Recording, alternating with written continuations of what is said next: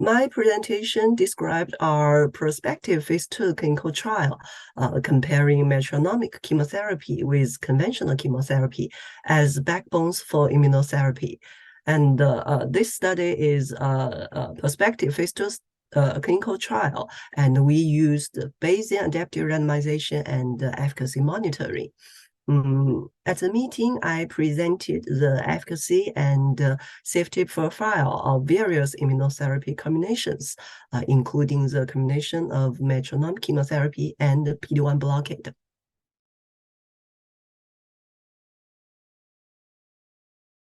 As I had just said, it's a prospective phase 2 clinical trial, and the primary endpoint was disease control rate, and secondary endpoint including progression-free survival and adverse events.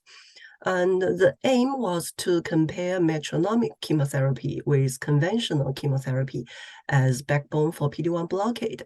So eligible patients has HER2-negative metastatic breast cancer with no more than one prior line of chemotherapy. This study used Bayesian adaptive randomization and efficacy monitoring. So patients were randomized to receive vinorelbine monotherapy or anti-PD-1 Toripalimab plus vinorelbine, or anti-angiogenic bevacizumab combined with toripalimab and vinorelbine. In cohort 4, patients received conventional cisplatin every 3 weeks, combined with toripalimab and vinorelbine. And the last and the fifth cohort is the VAX cohort. Patients received toripalimab combined with a metronomic VAX regimen, comprising vinorelbine plus cyclophosphamide plus capecitabine. And that's the study design.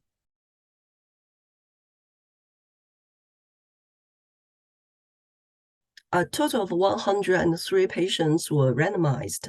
Among the 5 cohorts, the VAX, the metronomic VAX regimen, and the cisplatin, and it's the conventional cohort.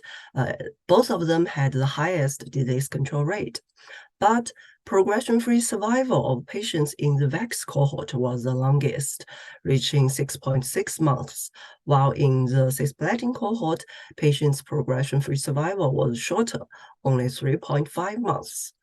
And we done a subgroup analysis, and we found that in patients with triple-negative breast cancer, again, the metronomic VAX cohort had the highest disease control rate and the longest progression-free survival of 9.8 months. And this is the efficacy profile of the trial. On the other hand, as to the safety profile, overall, all of these 5 regimens were all well tolerated.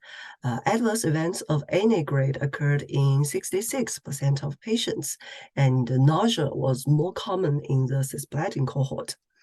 Meanwhile, we use mass cytometry to characterize the protein expression of peripheral blood mononuclear cells. And our results eliminated specific remodeling of lymphoid and myeloid cell subsets in the responders.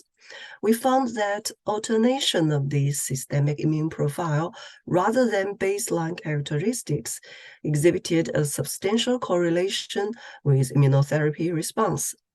It's worth noting that the metronomic VAX regimen reprogrammed the patient's systemic immune profile to improve immunotherapy efficacy. That's the results.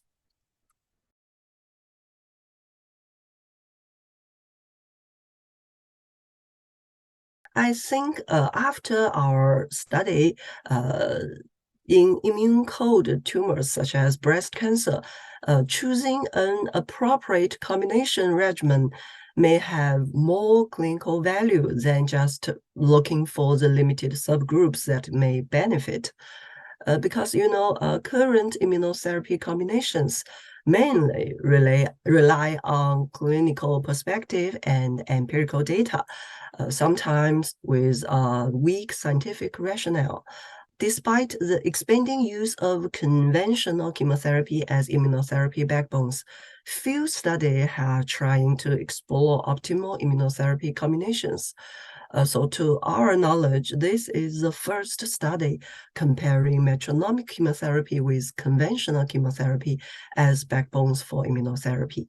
Indeed, our translational study results demonstrate a synergistic effect between the metronomic chemotherapy and PD-1 blockade. This study, our results show that compared with conventional chemotherapy, metronomic VAX regimen may serve as a more optimal backbone for immunotherapy.